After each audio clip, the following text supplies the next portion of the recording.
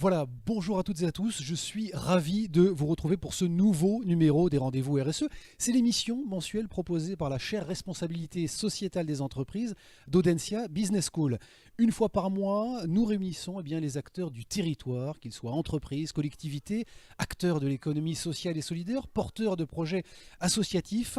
Tous sont impliqués dans une démarche RSE et nous font part de leur expérience, de leur expertise dans l'émergence de ces engagements sociétaux. Vous nous suivez sur la page Facebook d'Audencia. Vous pouvez également nous retrouver sur lesonunique.com. On est aujourd'hui installé ce lundi 9 avril au carré des services, le carré comme le nomment les habitants du quartier. C'est un bâtiment de plus de 4000 mètres carrés fait de bois et de verre. Ici, ce sont les pôles sociaux, enfance, famille, socio-culturels ainsi que l'ensemble des ressources et des formalités administratives que l'on peut retrouver qui sont réunies pour les habitants de ce quartier dans un seul et même endroit. Pour ce 16e numéro, nous souhaitons vous parler, nous avons décidé de nous intéresser, eu égard évidemment au lieu dans lequel nous nous trouvons, au projet, au dispositif Bellevue en transition. C'est un dispositif qui est piloté, nous allons le voir par Nantes Métropole notamment, et qui évidemment tente en tout cas de inventer, réinventer et expérimenter avec les habitants de nouvelles manières de faire et de vivre ensemble dans ce quartier qui est situé, il faut le rappeler, entre Nantes et Saint-Herblain. Alors dans quelles conditions Bellevue en transition, ce projet a vu le jour? Quels sont les acteurs qui le composent? Nous le verrons à travers évidemment les différents intervenants qui sont avec nous aujourd'hui et qui l'animent également. Comment les citoyens ont été mobilisés, de l'importance de les mobiliser et de les impliquer dans ce dispositif. Quels sont les grands enjeux en termes de transition comportementale, de précarité et de consommation d'énergie? Quel rôle le numérique va jouer également comme moteur dans ces changements, dans ces transitions? Pour en parler avec nous aujourd'hui, Jeanne Godard, bonjour. Vous êtes directrice du territoire de Loire-Atlantique pour Veolia Eau, qui est une division évidemment du groupe Veolia. Veolia Eau, son activité principale est d'assurer l'assainissement pour le compte de collectivités publiques et d'entreprises, et également le service d'eau. Élodie Lancard, bonjour. Vous êtes avec nous. Vous êtes conseillère info-énergie, donc vous accompagnez les particuliers sur la partie construction et rénovation, et vous êtes également chargé du projet pour le défi Famille Énergie Positive dans le cadre de Bellevue en transition. Vous nous parlerez évidemment de vos actions. Je rappelle très rapidement que l'association Alizé a été créée en 1991. Alizé pour Association Ligérienne d'information et de sensibilisation à l'énergie et à l'environnement, et cette association a pour objet de fournir des éléments de réflexion et d'action, d'appropriation de la question de la maîtrise de l'énergie, de l'usage et des énergies renouvelables. Patrick Javano, bonjour, merci d'être avec nous. Vous êtes adjoint directeur territorial Loire-Atlantique chez Enedis. Alors Enedis, vous nous le préciserez, mais je le fais tout de suite, c'est évidemment ce qu'on a connu pendant longtemps comme ERDF, ex-ERDF. Votre métier, c'est la gestion du réseau d'électricité en France. Quel que soit le fournisseur, c'est important de le préciser, vous réalisez tous les types d'interventions techniques, raccordement, dépannage, relevé de compteurs, et puis vous accompagnez également l'essor et les opérateurs et les territoires dans l'essor et la maîtrise des énergies renouvelables. Jean-Michel Jaouen, bonjour, merci d'être avec nous. Vous êtes directeur de la mission politique de la ville et du renouvellement urbain de Nantes Métropole.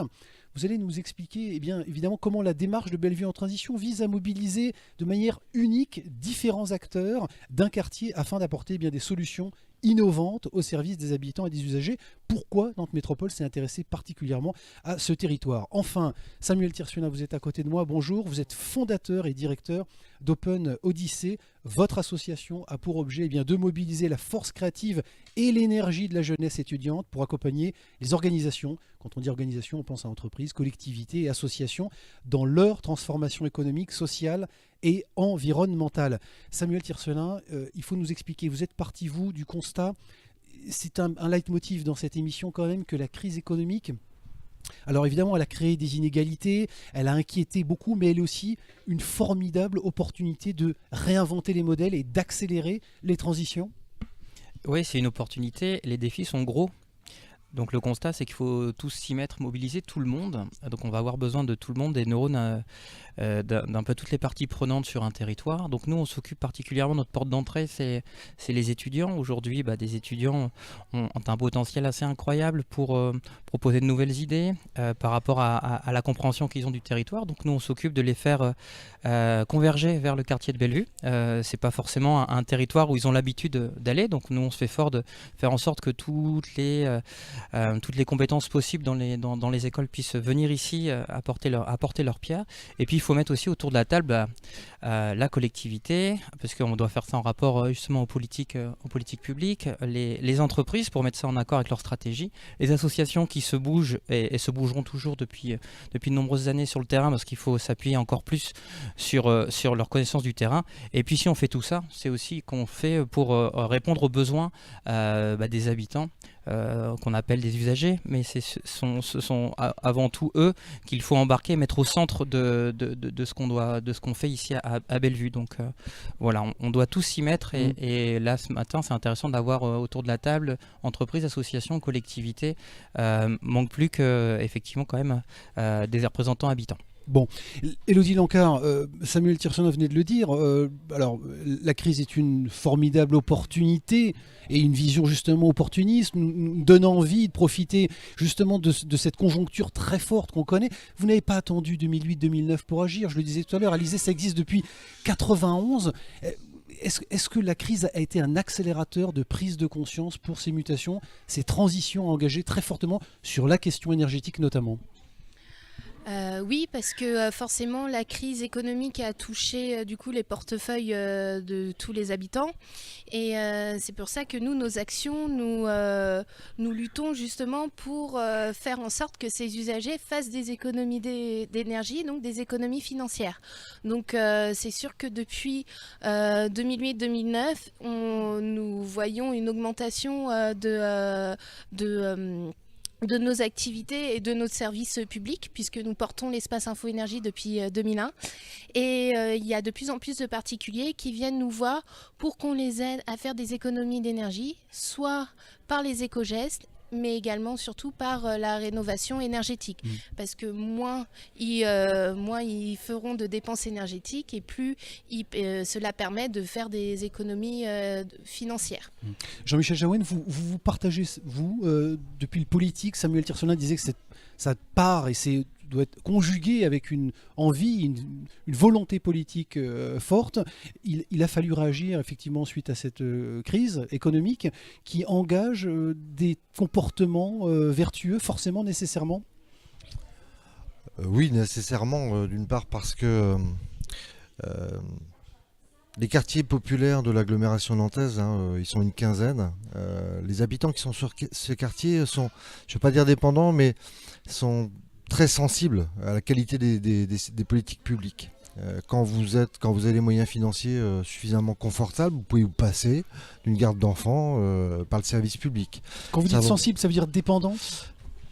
Dépendant, j'aime pas le terme de dépendance. Sensible est plus intéressant parce que les gens peuvent toujours se débrouiller. Il y a des réseaux de solidarité qui dépassent les propres services que nous pouvons proposer. Mais par contre, sensible, oui, c'est intéressant parce que sans parler de dépendance, les gens peuvent être intéressés par une qualité de service qu'on leur apporte.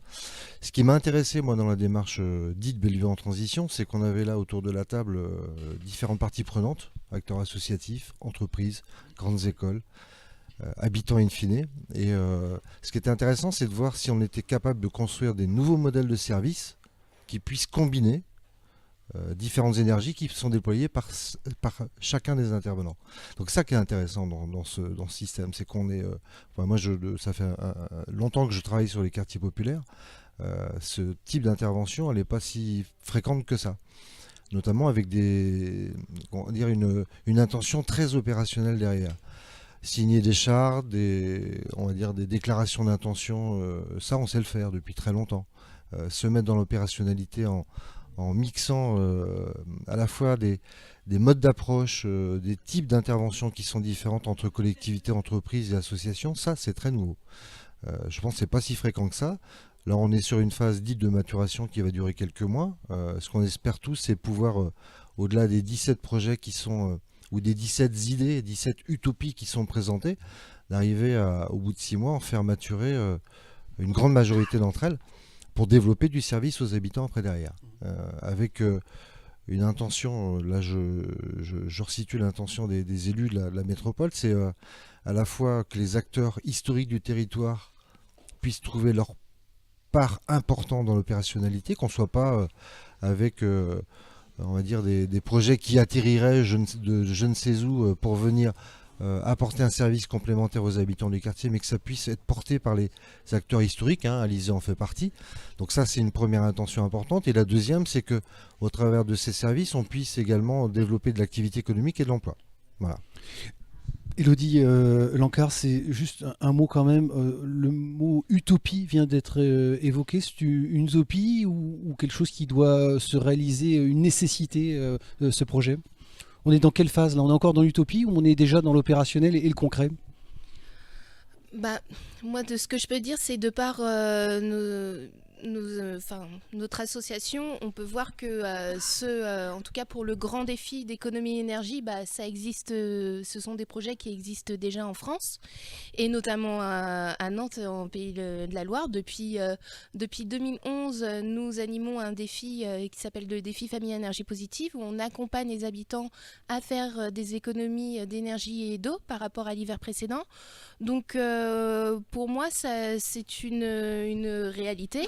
Nous voyons que ça marche et que nous espérons encore plus massifier davantage le nombre de participants, et dans le sens où c'est une utopie, où ça va être vraiment c'est très intéressant pour nous de contribuer à ce projet, parce que c'est la première fois que l'on adapte ce défi à un quartier en particulier, avec des problématiques spécifiques, et du coup à la suite de ces ateliers on s'y voit bien, et je pense que de manière opérationnelle, dans quelques mois, ça peut tout à fait devenir une réalité. Bon, on rentrera dans le détail justement de ces ateliers. Vous nous raconterez, vous apporterez votre témoignage, comment vous avez vécu les choses. Jeanne Godard, comment vous l'appréhendez, vous, chez Veolia, ce quartier, dans sa diversité de population, d'habitat? Comment vous l'avez approché? Alors nous, cette aventure, elle a débuté par des rencontres un peu fortuites avec Open Odyssey, Samuel, avec aussi l'association Environnement Solidaire. Cette rencontre nous a suscité beaucoup d'intérêt pour nous, d'envie, et de travailler dans le quartier avec ces parties prenantes. Et puis l'appel à projet est arrivé, et on s'est dit que cet appel à projet, il était en lien avec les valeurs de notre nouveau projet d'entreprise, les valeurs qu'on porte aussi Veolia en Loire-Atlantique, de solidarité, de co-construction, de délivrer aussi de l'eau à tous, de l'eau de qualité.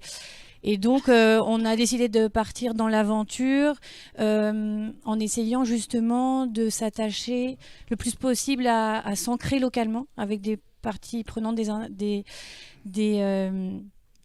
collaborations avec des acteurs du terrain le plus possible, et puis co-construire des services expérimentés avec les habitants. Donc ça fait partie des ateliers qu'on mène aussi avec les associations, Open Odyssey, Alizé, mais aussi avec d'autres associations du secteur, et donc vraiment de s'adapter au territoire. Donc on l'appréhende aussi, on expérimente, on appréhende ce territoire en le découvrant, en faisant ces ateliers, en discutant, en avançant ensemble. C'est comme ça qu'on s'adapte au mieux au terrain. Alors justement, Samuel Tircelin, on le disait, pourquoi avoir choisi ce quartier? C'est une vraie question.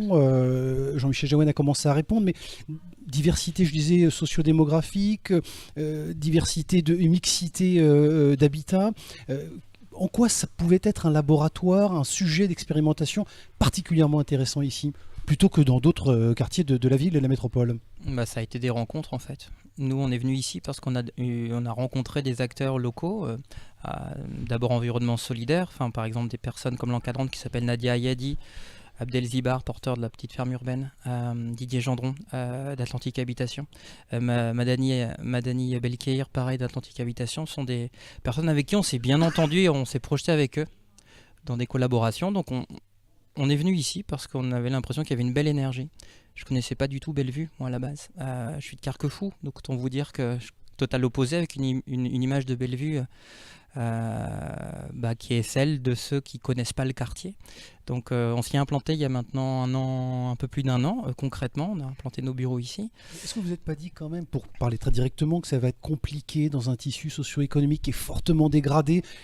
C'est ça qui vous a donné envie d'y aller particulièrement, justement? Non, on est venu ici parce qu'il y a des rencontres. Maintenant, moi je me rends compte que c'est justement ici que on va montrer que la transition elle peut venir justement des endroits où on s'y attend le moins. Parce qu'ici, les gens innovent et sont déjà en marche. C'est-à-dire que les fins de mois sont difficiles, donc on est obligé de voir où est-ce qu'on peut économiser de l'argent. Donc l'économie d'énergie leur permet d'avoir des économies d'argent. Donc on se rend compte qu'ici, c'est le terreau idéal. Bien plus que dans le centre-ville comme le disait tout à l'heure Jean-Michel, les gens ont beaucoup moins de besoins. Moi je suis persuadé encore plus maintenant que je connais ce quartier et que maintenant j'en suis vraiment fan, et des gens, des habitants, des associations, que ça va être encore plus, ça va être peut-être plus compliqué, plus complexe, mais ça va être plus puissant de lancer une démarche d'ici depuis un quartier populaire. Est-ce que, Patrick Javano, est-ce que la transition justement comportementale, elle est plus facile, plus évidente quand on commence par le portefeuille plutôt que la conscience environnementale plus largement? Je ne dirais pas qu'elle est plus évidente. En tout cas, elle prend une amplitude beaucoup plus importante pour les gens directement concernés. Ça, c'est indéniable.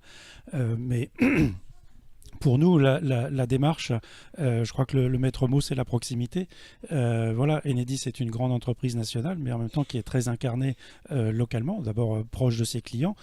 C'est aussi lié à notre mission de service public qui fait que on est proche de tous nos clients, quelles que soient leurs conditions de vie, quel que soit leur statut, et aussi proche des collectivités locales qui nous ont délégué cette mission de service public. Donc, l'intérêt pour le quartier de Bellevue en transition, pour reprendre l'expression de Samuel, c'est une rencontre, effectivement, aussi, avec les acteurs qui se sont engagés sur ce quartier.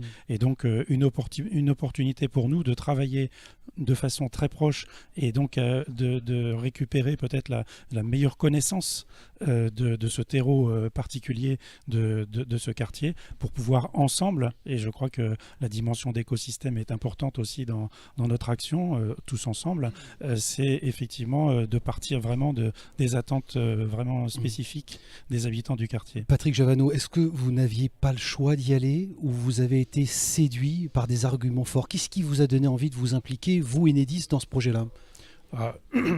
Si, je crois qu'on avait le choix d'y aller ou de ne pas y aller. C'est vraiment un choix de l'entreprise. Mais encore une fois, parce que c'est pour nous une opportunité exceptionnelle de travailler en direct avec les habitants eux-mêmes, ce qui n'est pas quelque chose qui est uniformément répandu. On se positionne souvent en termes de sachants. Mais sachant de l'extérieur, là on peut rentrer par l'intermédiaire de ce projet justement au plus proche de travailler avec les habitants eux-mêmes et donc vraiment sur leurs attentes spécifiques et construire, innover vers justement des réponses qui seront les plus adaptées possibles. Ça, c'est pas quelque chose d'uniformément répandu. On partage, Jeanne Godard, chez Veoliao, on revoit un petit peu ces certitudes de grands opérateurs, de grands acteurs, quand on plonge dans la réalité, dans le quotidien, dans le quartier, comme ça? Oui, complètement, et c'est ce qui est passionnant dans ce projet, c'est vraiment de mettre en face des solutions que nous, on a pu imaginer aussi depuis Paris, de mettre en face des habitants, des associations, et de les faire travailler, de partir vraiment de leurs besoins, de faire par et pour les habitants, vraiment, et de faire évoluer aussi des idées qu'on avait eues, de travailler ensemble, c'est vraiment nouveau, mais c'est ce qui est vraiment intéressant, parce que derrière, si on peut servir à améliorer le reste pour vivre des habitants, justement des quartiers prioritaires, si on peut favoriser ou en tout cas permettre de créer des emplois pérennes et puis aussi de parler quand même d'environnement, de préserver la ressource, c'est des enjeux qui pour nous sont vraiment fondamentaux Et c'est ça qui nous anime. Jean-Michel Jaouin, justement, on disait, je l'évoquais tout à l'heure, une réalité quand même très pragmatique, hein, un tissu socio-économique, économique, avec des fragiles, avec des populations en situation de vulnérabilité financière. On vient de parler du reste à vivre, de la situation finalement de l'économie d'énergie et puis de l'entrée par le portefeuille, par la gestion du quotidien. Pour autant, on est sur un territoire avec un tissu associatif très fort. C'est-à-dire que les citoyens sont déjà très engagés avant que vous n'arriviez. Il y a une militance, des engagements forts sur ce territoire. Oui, ça c'est très clair. À la fois, je vais être prudent sur la vivacité de ce tissu associatif. Hein. Ça tient à très peu de choses. Hein. On a vu là cet automne. Soit sur le plan financier avec des fonds venant de l'État qui avaient été diminués, hein, une quinzaine de pourcents, je vois Alizé qui opine du chef là. Donc ça a été difficile pour les acteurs associatifs de passer. Et puis une deuxième vague derrière avec la suppression d'emplois aidés, ça a fragilisé beaucoup le tissu associatif qui tient. Open Odyssey est à côté de nous. Open Odyssey, c'est compliqué aussi pour cette structure associative en ce moment. Donc à la fois il y a de l'énergie qui est déployée avec des gens qui passent du temps bénévolement pour organiser l'entraînement au foot, l'éducation artistique, de la solidarité entre les ménages, mais tout ça reste très fragile. Ceci étant, c'est une force indéniable sur laquelle nous, les collectivités locales, on s'appuie et on essaye aussi de soutenir, parce que quelle que soit la qualité de la réflexion des techniciens et de l'engagement des élus, on peut toujours être un petit temps en retard sur l'attente, le besoin de l'habitant, alors qu'une structure associative va être en capacité de réagir beaucoup plus vite. Une politique publique, c'est compliqué à piloter.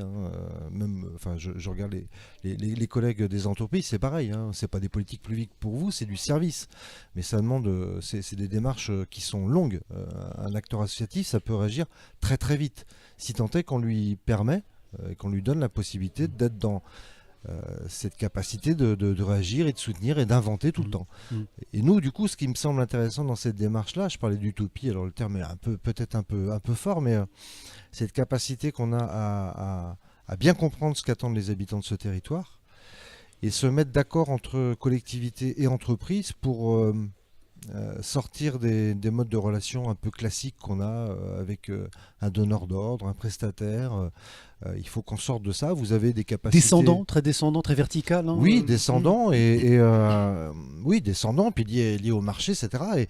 Et je pense que les entreprises, ce qui est intéressant, c'est que vous avez des services qui développent de la recherche. Là, on a Audencia qui nous permet aussi d'être autour de la table aujourd'hui. Les grandes écoles développent de la matière grise. Les collectivités locales, c'est pas notre plus fort. Ça veut pas dire qu'on est neuneux, mais on n'a pas cette force d'intervention. Ce qui est intéressant dans le système là qu'on essaie d'innover, d'inventer, de construire ensemble, et c'est complexe, c'est riche, mais c'est complexe. C'est d'arriver à associer on va dire ces caractéristiques et ces qualités des différents intervenants pour venir être le plus cohérent avec l'attente de l'habitant.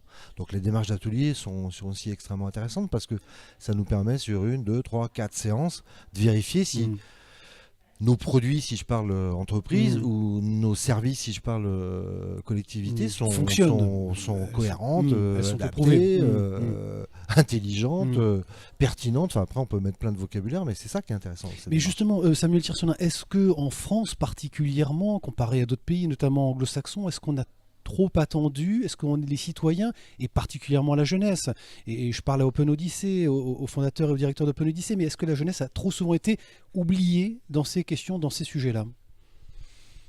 Je dirais que oui, mais c'est pas simple de les impliquer, parce qu'il faut refondre tout le système. Par exemple, un étudiant a des cours et donc Audencia commence à adapter la pédagogie pour permettre aux étudiants peut-être plus être dans l'applicatif de la théorie. Aujourd'hui, moi, j'en mets pas du tout en cause la qualité du fond de ce qui est enseigné dans les différentes écoles.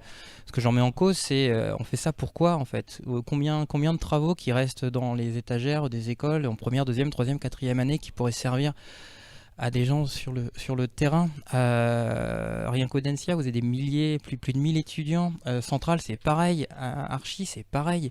Et sauf qu'aujourd'hui, quand on regarde, ils font ça pour quel développement du territoire? Il y a des choses qui se font. Évidemment.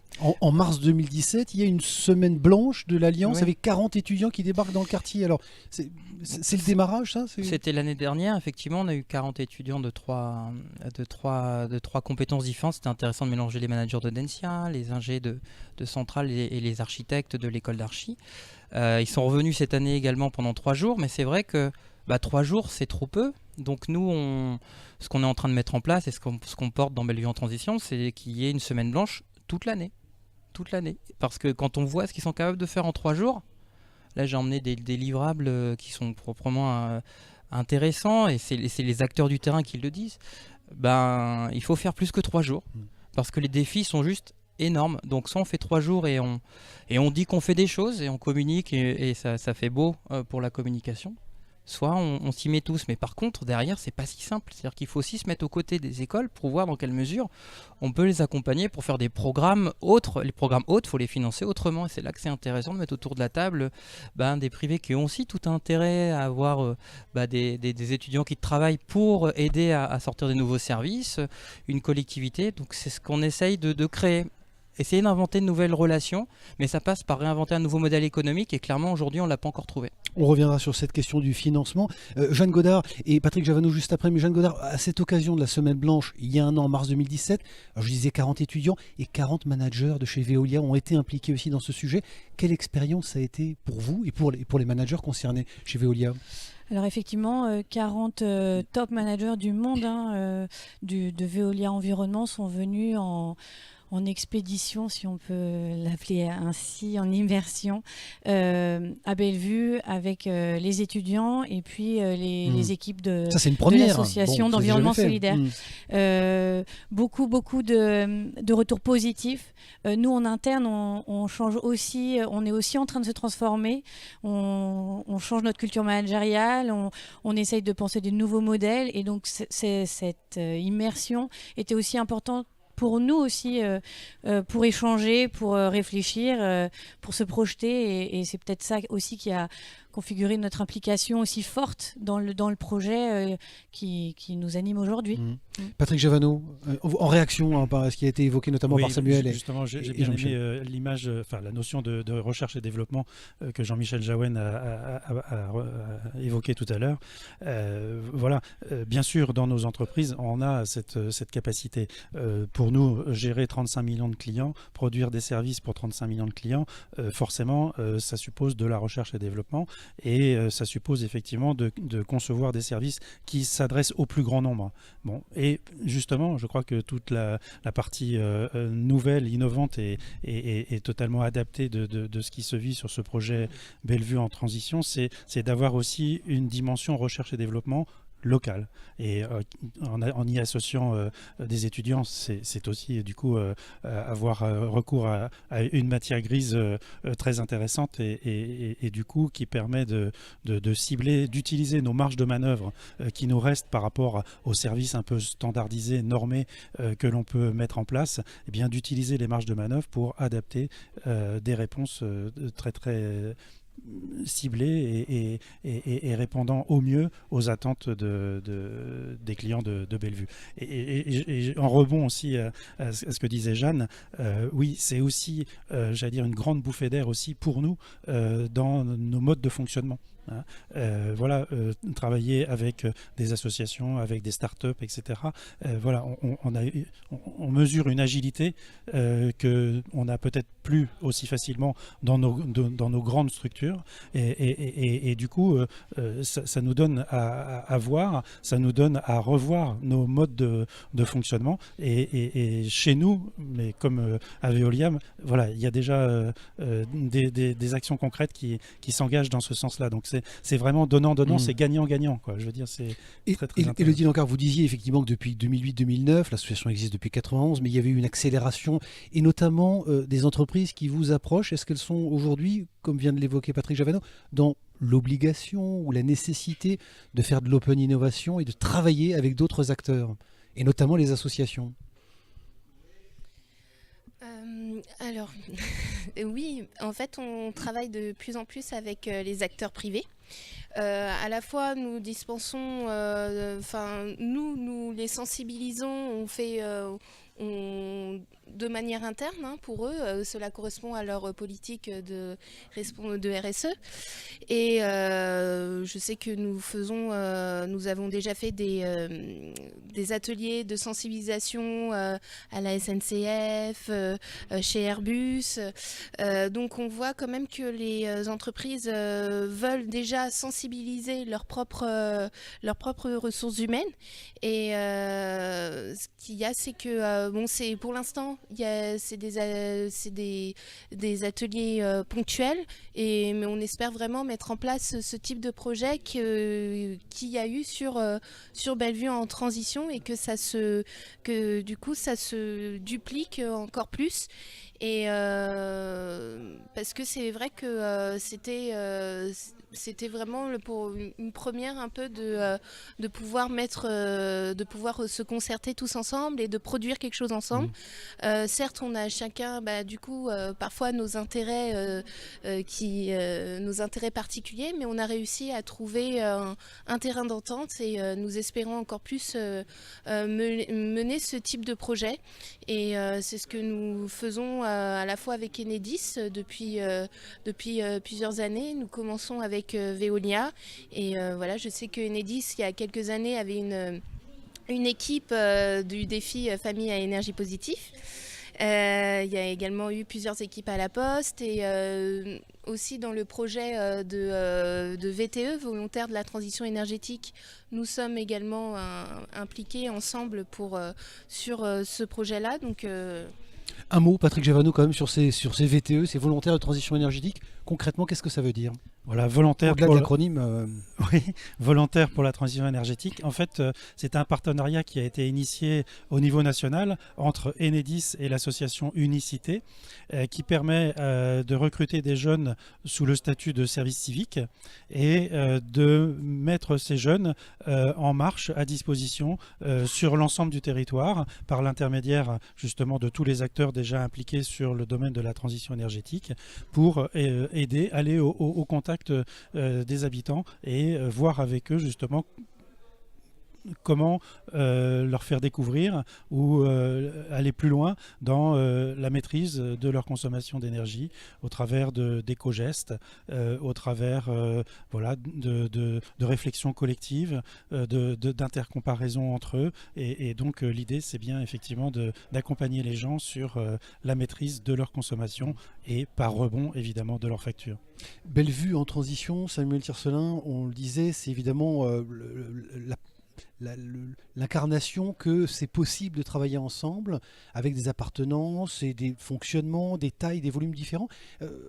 Élodie Lancard évoquait ses intérêts particuliers. Comment est-ce qu'on arrive à travailler justement ensemble quand on a des fonctionnements et des cultures différentes? Il faut prendre le temps, en fait. Ça prend vraiment beaucoup de temps avant de s'y mettre. Il faut prendre le temps de se connaître. Alizé, on avait parlé du grand défi avec, à l'époque, Virginie, il y a maintenant 2 ans. Patrick, on s'est rencontrés il y a un peu plus d'1 an. Jeanne, c'est un peu plus loin. C'était il y a un an, presque 1 an et demi, qu'on discute de ce qu'on peut faire ici. Avec Jean-Michel, on s'est rencontrés il y a 1 an. Et officiellement, ça a démarré il y a vraiment 6 mois, en fait. Mais on voit que le travail que nous, on a fait, c'est d'essayer d'aller vers tous les acteurs, de les connaître, les comprendre. Et en plus, comme on est un acteur externe dans le quartier, nous, il faut qu'on inclue le temps de comprendre le quartier dans lequel on est, et les acteurs, pour pas qu'on arrive comme ça sur quelque chose comme s'il n'y avait rien avant. Donc il faut juste prendre le temps. Et le temps, pour des petites associations comme les nôtres, c'est dur à gérer, en fait, parce que là on est au cœur d'une belle et grande dynamique, et moi j'y crois beaucoup de ce que ça peut ressortir, parce qu'on a vraiment tout autour de la table. Moi c'est juste que ce temps-là, si on le prend pas, on va à la catastrophe, quoi, en fait. Donc il faut juste du temps et se parler. C'est tout. Ça veut dire qu'Open Odyssey était quand même garant de la conception, de l'animation, de la fabrication de cette méthodologie qui permet à tous les acteurs de se parler, travailler ensemble? Oui, alors après, on n'est pas les seuls. Nous, on déclenche, on est l'étincelle. On est un peu des metteurs en scène du collectif. Mais pour être metteur en scène du collectif, il faut comprendre les tenants, les aboutissants, les intérêts de chacun. il faut comprendre la stratégie de l'entreprise, il faut comprendre la stratégie du territoire, il faut comprendre la stratégie de l'association, il faut comprendre ce qu'il y a chez les habitants. C'est ce qu'on essaye de faire pour lancer. Et une fois que c'est lancé, d'un coup, on a la sensation que c'est naturel et que ça se fait. Et il faut juste des fois pas simplement oublier d'où ça part en fait. Voilà. Jean-Michel Jaouen, cette capacité à travailler ensemble, on parle d'intelligence collaborative, est-ce que c'est de l'incantation ou très concrètement vous le vérifiez vous tous les jours dans cette capacité justement à conjuguer des intérêts parfois pas forcément contradictoires mais divergents? Bien sûr qu'il y a des intérêts qui ne sont pas contradictoires, mais chacun a son calendrier, chacun a son objectif, son intérêt. C'est légitime. Ce qu'il faut, c'est qu'on ne perde pas de vue l'objectif commun qu'on a à partager. Et après, il y a du temps et de la méthode. C'est-à-dire qu'il faut que les choses soient bien organisées. Chacun a sa place, avec toute la place qu'il a, et chacun devant respecter le partenaire en face avec ses propres contradictions. Enfin, respecter au moins le comprendre. Chacun a son rythme de travail. Une petite structure comme une association comme la Ferme Urbaine, c'est pas pareil du tout qu'une grosse entreprise comme Veolia. Mais c'est pas pour ça que le calendrier de l'un doit, s'imposer à l'autre. C'est ça qui est compliqué, mais c'est de la méthode, c'est de l'organisation. On a des comités techniques qui se réunissent tous les mois, des pilotes qui ont chacun leur feuille de route. Là, je vais parler de la techno, là, mais ça passe aussi par ça. Des moyens financiers d'ingénierie qu'on a obtenus grâce à l'ANRU, parce que tout le monde a déposé, tout le monde a signé derrière cette intention. Donc c'est ça aussi. Il faut parler de l'ANRU pour celles et ceux qui nous écoutent et qui nous regardent, expliquer quand même le fonctionnement l'ANRU, et l'implication. c'est une agence nationale, donc on va dire que c'est l'État pour simplifier, mais c'est un certain nombre de grands opérateurs comme Action Logement, la Caisse des dépôts, enfin j'en passe, c'est des meilleurs, mais c'est une agence nationale qui permet aux partenaires sur un territoire, alors partenaires c'est les bailleurs sociaux, les organismes HLM, les collectivités, l'ensemble des acteurs pour intervenir sur des projets, on dit de renouvellement urbain, mais c'est bien au-delà de ça, c'est du renouvellement urbain, mais c'est aussi de la cohésion sociale, de la tranquillité, du développement économique, et c'est des gros projets de transformation, sans doute le plus, on va dire, symbolique et le plus récent sur l'agglomération, c'est le quartier de Malakoff qui s'est transformé dans les années 2000 de façon extraordinaire, quoi. Donc là, Bellevue, le Grand Bellevue, on est à cheval sur Saint-Herblain et Nantes, va entrer dans une deuxième phase parce qu'une première a déjà eu lieu sur Saint-Herblain. Le carré des services, l'équipement dans lequel on est un pur produit d'une première étape de renouvellement sur le quartier de Bellevue, côté Saint-Herblain. Et là, le projet va se poursuivre sur les deux communes avec une intention peut-être un peu plus forte sur Nantes qui avait été peu touchée par la première vague. Et ce projet qui s'appelle Bellevue en transition vient totalement s'inscrire dans ce projet global dit de renouvellement urbain, mais on est bien au-delà de ça. On est sur on refabrique de la ville. On remet de la mixité de fonctions, de la mixité d'habitat, on soutient l'activité économique. Les questions éducatives et de tranquillité sont également derrière. Donc c'est tout ça qui est derrière ce concept ou cette appellation renouvellement urbain, avec qui on travaille et on va passer convention à la fin de l'année 2018 là, avec l'Agence nationale de renouvellement urbain. Voilà. Alors en mai 2017, justement, Samuel Tircelin, Bellevue en transition avait servi de déclenchement pour le dépôt d'une candidature qui s'appelait Inclusion et numérique Grand Bellevue, donc dans le cadre de l'appel et manifestation d'intérêt En Rue Plus, émis justement par l'Agence nationale pour la rénovation urbaine. Quels sont les enjeux en termes de financement derrière? C'est capital Oui, c'est capital. Ça va aider parce qu'aujourd'hui, pour financer la transition, c'est compliqué d'avoir des fonds pour impulser une nouvelle dynamique. La collectivité impulse beaucoup de choses, mais à partir d'un certain niveau d'implication, elle ne peut pas investir toute seule dans des projets. Donc l'Enru Plus donne le cadre pour aller chercher des fonds nouveaux, pour expérimenter des nouveaux services avec, en espérant que ça fonctionne et que d'ici 3 à 5 ans, ça puisse avoir son propre modèle économique et que ça puisse vivre sans les fonds institutionnels. Donc ça donne un vrai beau cadre pour aller chercher des financements pour les 3 à 5 ans qui viennent. Là, on a 17 effectivement projets sur la ligne de départ potentiellement, on peut Ils vont aller tous chercher. être financés. Ils vont être financés s'ils répondent aux critères qu'on est en train de fixer ensemble. Nous, on est assistant à maîtrise d'ouvrage pour notre métropole, on fixe ça aussi avec l'ANRU. Il faut qu'ils répondent à certains critères. C'est clair que le service, il faut qu'il réponde aux besoins du quartier et des habitants. Si on voit à un moment donné que ça ne répond pas, ça ne passera pas, tout simplement. Donc là, on va faire un premier dépôt fin juin, en espérant que certains passent, pour que ça puisse engager aussi une dynamique. Ça serait bien qu'il y ait de l'opérationnel dès la rentrée prochaine, notamment dans le cadre du grand défi, parce qu'il y a la période de chauffe à la fin de l'année. Ce serait bien d'aller expérimenter ce qu'il est en train de sortir des ateliers. Oui, il y a un sacré enjeu, parce que l'impulsion, sinon, moi, je vois pas d'où elle peut vraiment venir. Quelle échéance très concrètement vous attendez en termes de calendrier là, pour avoir des retours, des financements là-dessus? Si on dépose fin juin, on aura un retour théorique dans le courant de l'été, savoir si ça passe ou ça passe pas. Ensuite, concrètement, les fonds de l'ANRU ne viendront pas dans l'économie des pilotes avant début 2019. Donc il va falloir aussi aller jusqu'à début 2019. Quand c'est porté par une entreprise, ça pose déjà des soucis, parce que c'est pas simple. Quand c'est porté parce qu'on a des pilotes qui sont des petites structures, c'est quid, comment on fait Voilà. Inclusion et numérique, je le disais, Grand Bellevue. Patrick Javano, quelle est la place du numérique? Quel rôle peut jouer le numérique dans ces transitions énergétiques? C'est capital, on ne peut pas le dissocier finalement. On parle de transition numérique tout le temps et puis de transition énergétique à côté. C'est lié. Oui, parce qu'en fait, derrière le mot numérique, il faut traduire la notion d'information. Et cette information, elle est clé justement pour aider le consommateur à mieux maîtriser en particulier sa consommation d'énergie.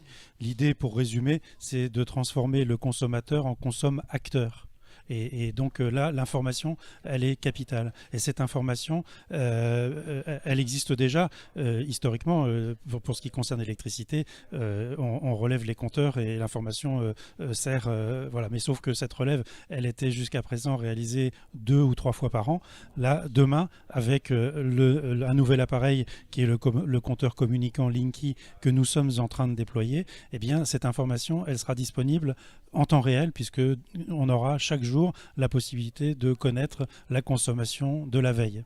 Et une consommation pas globale, mais fine, avec un pas horaire dans la journée. Ce qui veut dire que finalement, chaque consommateur va pouvoir s'intéresser à son profil de consommation, comment il consomme. En temps réel. En temps réel, quasiment. Bon, d'accord. Voilà. Et ça va être quelque chose qui va révolutionner. Et évidemment, le numérique vient s'ajouter à cela, puisque derrière, des traitements au travers d'applications, ça pourra être des applications sur smartphone, sur tablette, vont permettre d'accompagner le client dans l'analyse de sa consommation et l'aider à progresser s'il le souhaite. Ça reste une démarche volontaire. Jeanne Godard, chez Veolia et Veolia Eau notamment, vous êtes évidemment engagé très fortement dans ces nouveaux services numériques, dans de nouvelles applications. Quels services vous développez, vous, très concrètement pour vos clients ? Alors là, un des services que l'on développe et qui est au cœur d'un projet qui s'appelle Le Grand Défi, c'est une application qui s'appelle Home Friend, qui est vraiment là en soutien, et c'est ce qui est intéressant aussi dans ce projet, à l'accompagnement social. C'est pas une fin en soi, une application numérique. Ce qui est important vraiment, c'est que les usagers se l'approprient, comprennent. Cette application, elle sert à... Vous l'avez testée là sur Bellevue, justement ? Alors, on va la tester. D'accord, très bien. Du coup, pour l'instant, on en est aux ateliers de co-construction avec les habitants, avec Alizé. On va la tester avec aussi des partenaires qui vont venir faire de la médiation, en fait, de l'accompagnement, de l'explication, parce que les personnes n'ont pas tous des smartphones, ne comprennent pas forcément, ou en tout cas n'ont pas forcément l'habitude d'utiliser ce type d'application. Alors justement, comment est-ce qu'on arrive à réconcilier, ou en tout cas éviter la fracture numérique, et donc embarquer, comment est-ce qu'on fait pour embarquer tout le monde si certains n'utilisent pas encore ces outils-là ? Alors, on travaille avec des associations qui font de la médiation, de l'accompagnement, mais aussi des associations du territoire qui travaillent justement sur la réduction de la fracture numérique, justement pour accompagner, former, sensibiliser les intervenants, et qui vont au plus près des habitants, faire de la pédagogie, montrer. Cette application, elle permet de mesurer les consommations, de comprendre les habitudes de consommation,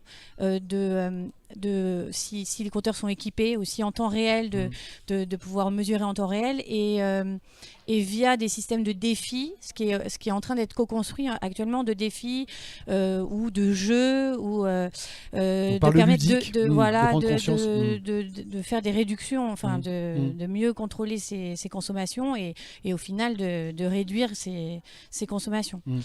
Patrick Javano, un mot là-dessus. Par rapport à la fracture numérique que vous évoquiez, pour nous, c'est là où entre aussi en jeu le rôle des volontaires pour la transition énergétique. Voilà, concrètement, localement, ce sont 16 jeunes, deux promos de 16 jeunes sur l'année 2017-2018 qui vont aller à la rencontre des clients pour leur mettre en main ces nouveaux outils s'ils peuvent en disposer ou sinon porter aussi en lien avec votre action Alizé, ces éco-gestes et réfléchir sur la meilleure manière de consommer. Élodie Lancard, justement, un mot sur ces ateliers qui sont à venir, ceux que vous avez déjà mis en place, nous raconter un petit peu comment ça a fonctionné et puis quel accueil vous avez reçu, quelle participation, quelle implication des habitants concrètement. Avant d'en venir aux ateliers, je voudrais rajouter un truc, quelque chose sur le numérique, c'est que toute l'apparition de ces applications, on a pu voir que ça ne peut fonctionner sans, comme Veolia et Enedis en parlaient, une animation territoriale. Sinon, il n'y a pas d'appropriation, quoi. Ça reste du gadget. Voilà, et puis on voit de plus en plus que depuis plusieurs années, on a dématérialisé. Et nous, dans notre service public, on voit que ça a apporté de la confusion, que les habitants sont perdus. Et on assiste à un phénomène de rematérialisation de ces services de proximité, que ça soit pour les fournisseurs d'énergie et pour les services, comme ça soit la gestion de l'eau, la distribution de l'eau. Et du coup, c'est ça l'enjeu, c'est comment ne pas trop... comment dématérialiser, du coup donner une place au numérique sans perdre ses habitants, parce que même quelqu'un d'assez sensibilisé au numérique comme moi, aujourd'hui je me trouve parfois perdue, sans accompagnement quand je n'ai pas un référent, quelqu'un de physique qui peut m'accompagner. Mais avant le numérique, déjà dans le flux, quand on parle d'énergie, c'est quelque chose qui est par définition immatérielle. C'est plus simple de convaincre quelqu'un sur la question du gaspillage alimentaire, par exemple, que celui de l'énergie. Donc comment est-ce qu'on fait pour concrétiser les choses ? Ça a été, c'est tout notre enjeu. On a pu avoir quelques réponses à travers ces 3 ateliers. C'est comment matérialiser les économies d'énergie et d'eau. C'est sûr que c'est plus facile quand c'est la question des déchets et du gaspillage alimentaire, parce que on voit au fur et à mesure les habitants peuvent voir de manière concrète leurs économies, parce qu'ils ont de moins en moins de déchets, ils jettent de moins en moins.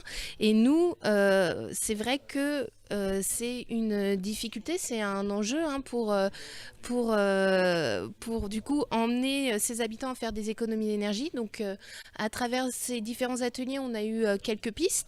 C'est pourquoi pas avec l'eau économisée sur ceux qui participeront au grand défi, toute l'eau qui va être économisée, pourquoi pas en profiter pour remplir la piscine municipale et de faire une journée gratuite et voir combien de piscines on peut remplir, et du coup de montrer de manière concrète l'économie d'eau qui a été effectuée. Ça peut être aussi par rapport à l'éclairage, mais vu qu'on a une énergie, pour l'instant, notre distribution, on peut avoir de l'énergie de manière en quantité illimitée. C'est vrai que c'est parfois difficile. Patrick Javano, je vous vois un petit peu réservé sur sur l'aspect illimité de l'énergie. Vous êtes là pour nous dire qu'il faut l'économiser. Bien sûr. C'est aussi notre enjeu, c'est on parle aujourd'hui beaucoup du concept de smart grid, c'est-à-dire de réseau intelligent.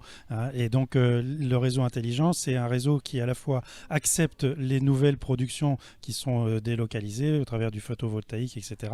Et en même temps la consommation. Et comme on ne sait pas encore stocker facilement l'énergie, et notre enjeu c'est de matcher en permanence la production et la consommation. Donc on n'est pas complètement dans l'illimité, mais en tout cas on essaye de le faire dans le raisonné. C'est un peu ça l'idée qui est derrière. Ces ateliers, 247 familles ou foyers vont être concernés ou sont concernés.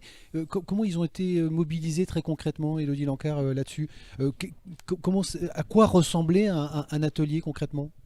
Alors, 247, c'est le nombre de participants au défi actuel en Loire-Atlantique. Mais là, pour le quartier de Bellevue, déjà, on a un objectif pour, dès l'automne prochain, c'est qu'une centaine de foyers soient mobilisés dans ce nouveau grand défi. Bon, Donc, c'est un vœu pieux, ça, ou ça va se réaliser c'est un objectif assez... une utopie. Non, on met la barre haute parce que forcément, il vaut mieux mettre la barre haute pour essayer de donner une impulsion et de montrer qu'on a envie d'atteindre cet objectif, mais ça peut se faire. On peut l'atteindre. Si c'est pas la première année, je pense que cela pourra s'atteindre dans les années suivantes. Donc, comment on a fait pour essayer d'intégrer les habitants à cette réflexion, c'est qu'on s'est appuyé sur les associations locales et les structures locales de proximité, comme le Carré et Environnement Solidaire, la CLCV, qui du coup ont pu mobiliser des habitants avec qui ils entretiennent des rapports réguliers.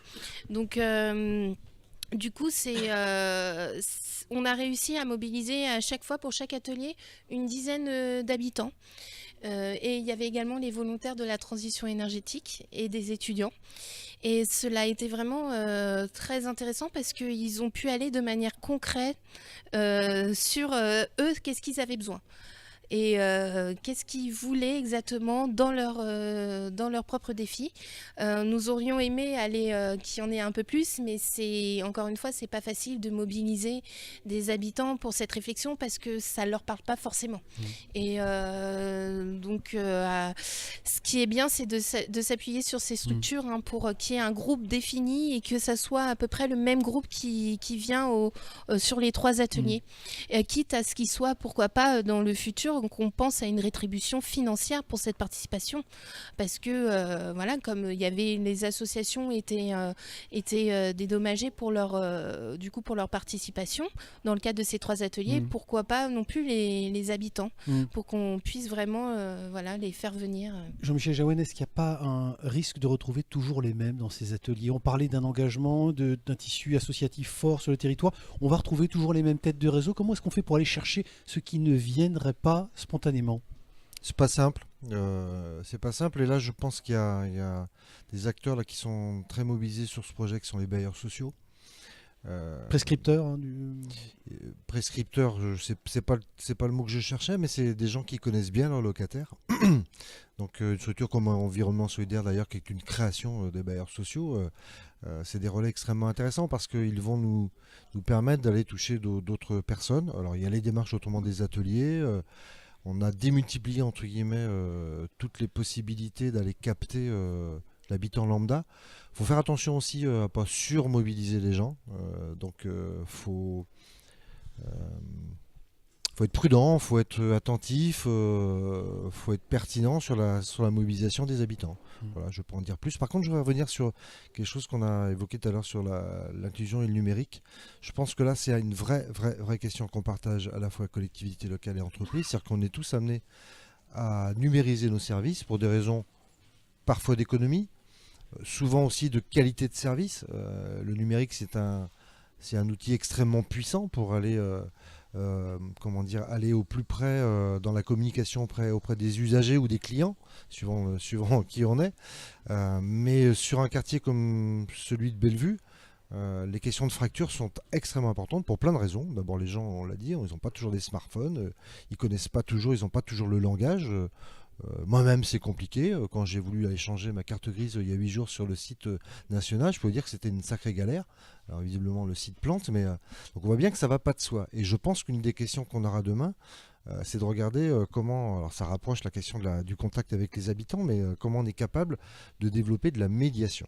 C'est-à-dire et quelle que soit la structure, quelle que soit, si on est collectivité ou entreprise, et je pense que c'est ça qui vous intéressait aussi, vous, Enedis et Veolia, c'est de trouver sur un territoire comme Bellevue, soit vous, enfin c'est une hypothèse que je fais, soit vous, cette part de marché, entre guillemets, des ménages fragiles, peu solvables, vous la perdiez, soit on est capable d'inventer des services qui vont aller capter aussi cette part de marché. Pour nous, on ne parle pas comme ça au niveau des collectivités, mais d'aller au plus près des usagers, des territoires populaires.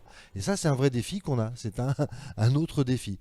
Et toute la question, tout ce qu'on regarde actuellement autour de ces 17 démonstrateurs, c'est de voir comment, à la fois, le numérique est un outil extrêmement puissant, mais qui peut être aussi extrêmement excluant. Donc, le terme d'inclusion numérique, qui est le terme, on va dire, clé de ce projet qu'on porte depuis un an bientôt, il est extrêmement important. Samuel Tirsonin, je vous voyais écrire sur l'aspect de surmobilisation des habitants. Est-ce qu'on peut tout attendre d'eux? Est-ce qu'il n'y a pas un moment où, bon, c'est pas élastique, il y a une résistance à un moment? Ouais, je pense qu'il faut. Est-ce qu'il n'y a pas une forme d'épuisement sur la durée? Il y a un épuisement parce qu'ils comprennent plus rien en fait. C'est qu'il y a un millefeuille, il y a plein de dispositifs dans tous les sens. Je pense qu'il faut prendre le temps d'aller les voir, mais vraiment de leur expliquer simplement ce qui est en train de se passer. Et pourquoi c'est important de changer de comportement par rapport au monde qui change. Mais pas pour la planète, hein, pour leur poche, pour qu'ils économisent de l'argent. Si on fait pas si on déploie pas à l'échelle du quartier une vraie démarche d'aller vers un maximum d'habitants pour discuter avec eux, faire des agoras citoyennes mobiles, profiter du ramadan dans un mois pour faire ça et leur expliquer, ben on va avoir des difficultés, nous pour notre projet, mais tous les projets en général. Sauf que déployer ça pour aller vers les habitants, prendre le temps de leur expliquer, faire ce qu'on est en train de faire finalement, mais dans le quartier, sur les places, en fin de journée, dehors, bah, qui c'est qui finance tout ça en fait? Et c'est ce que je pose comme question, parce que je pense que si on ne prend pas le temps d'aller vers les gens, pour leur expliquer simplement ce qu'il est en train de se passer, et que si c'est important, ici il y a la démarche du Grand Bellevue qui est importante, mais il faut aller leur expliquer. La dernière fois que j'ai été à la réunion publique, il y avait toujours les mêmes. Il y avait personne de moins de 40 ans dans la salle. Alors c'est quand même un projet qui va injecter, on ne sait pas, plusieurs centaines de millions d'euros pour les 10 à 15 ans qui viennent, dans le quartier. Et ça fait 5 ans qu'ils y sont. Il n'y avait pas une personne de moins de 40 ans. C'est un constat, hein, c'est pas une critique, c'est super compliqué d'aller chercher les gens. Si on s'organise pas pour aller les chercher, mais simplement se poser avec eux, et puis prendre le temps sans en attendre rien, c'est-à-dire sans en attendre qu'ils nous donnent quelque chose pour qu'on construise un service tout de suite dessus. Qui finance ce temps qui pour moi est important. Et là on l'a pas trouvé parce que on est sur une démarche complètement innovante, et du coup il faut prendre un risque de le faire, et moi je comprends complètement pourquoi ce risque on ne le prend pas non plus. Donc c'est ce qui est compliqué en fait. Maîtrise de la consommation et donc de l'économie et évidemment de la gestion du budget, ça je l'ai bien compris. Création d'emplois pérennes, Samuel Tirsonin, comment est-ce qu'on peut transformer l'essai et réellement donner une dimension économique forte à ce projet-là en créant des emplois sur le territoire? Demain, il y a plein d'habitants qui pourraient être médiateurs pour expliquer comment on peut faire diminuer la consommation d'énergie. Il se financera sur la base des diminutions de consommation d'énergie des gens qui rencontrent. À la ferme urbaine, les personnes dans quelques années passeront ils viendront des dealers de champignons. Et ça rapportera énormément d'argent. Et les jeunes auront plus intérêt à dealer ce type de marchandises que d'autres types de marchandises. C'est clair, mais il faut qu'on pense emploi pour les gens d'ici. Et pas des gens qui viennent de l'extérieur profiter de la manne qui va être injectée ici, parce que c'est pas rien. Bellevue, ça va certainement devenir peut-être le pendant de ce qui se passe à l'île de Nantes, avec plusieurs centaines de millions qui vont être injectés ici. À qui ça va profiter? Pour le moment, moi franchement, ça profite pas forcément à ceux qui sont ici, hein, je vous dis clairement. Jean-Michel Jaouen, juste un dernier mot pour terminer sur la duplicabilité ou la réplicabilité de ce dispositif-là. On n'est peut-être pas encore assez avancé, mais l'ambition, c'est quand même un jour de pouvoir en faire une valeur d'exemple pour d'autres territoires en France et ailleurs. Oh bah, en France, j'en sais rien d'exemple, je sais pas, mais au moins ce que je sais, c'est que les quelques services là qu'on teste aujourd'hui, ils ont vocation à se déployer sur l'ensemble de la métropole nantaise, hein. C'est-à-dire qu'après, ça se traduit, ça peut se traduire notamment par des marchés, par du projet. Y a pas, enfin, si on découvre une solution maligne, intelligente, adaptée sur Bellevue, et qu'il faudra d'ailleurs surveiller dans le temps, parce que ce qui sera intelligent en 2018, en 2020-2022, il sera peut-être complètement obsolète. Donc on est sur un processus là. Donc, mais derrière, ça a vocation pour nous, la métropole, à se dupliquer sur l'ensemble des territoires, au moins des territoires, on va dire, comparables à ceux de Bellevue sur l'agglomération. Parce qu'après, il y a des questions de densité, il y a des questions de typologie de population qui sont particulières à Bellevue, à Nantes-Nord, à Malakoff, à La Bottière, etc., qui ne sont pas forcément les mêmes qu'à Brun ou Saint-Léger-les-Vignes. Hein, et sans dire qu'il y en a un qui est mieux que l'autre. On n'est pas dans les mêmes tissus urbains, on n'est pas dans les mêmes caractéristiques. Donc voilà, de l'importance de bien connaître évidemment l'histoire des territoires et les composantes. Oui, l'histoire, c'est composantes du territoire. Oui, tout à fait. Donc, mais oui, forcément, ce qu'on teste ou ce qu'on invente sur Bellevue aujourd'hui a vocation à se déployer sur l'agglomération nantaise. Après, si d'autres agglomérations, et l'ANRU regarde ça d'ailleurs, hein, on est une quinzaine de sites en France à être sur le même, on va dire dans la même essoreuse. Ce que d'autres vont découvrir à Stein ou à Nancy ou je sais pas où, ça va peut-être nous servir demain à Nantes. Hein. Bon, gageons que cette démarche action évidemment se renforce, puisse évidemment continuer d'exister et être source d'inspiration pour d'autres territoires. Merci à toutes et à tous d'avoir été avec nous pour vos témoignages et vos propos lucides. Vous pouvez évidemment retrouver cette émission sur les Facebook et les players d'Audencia et ceux du sonunique.com. Merci d'avoir été avec nous. Je vous donne rendez-vous pour un prochain rendez-vous RSE. Ça sera le 16 mai. On parlera des seniors et de la retraite. On continue à être actif de plus en plus dans cette période dite de fin de vie. On en parlera donc le 16 mai pour ce prochain rendez-vous RSE. Merci à toutes et à tous. À très bientôt.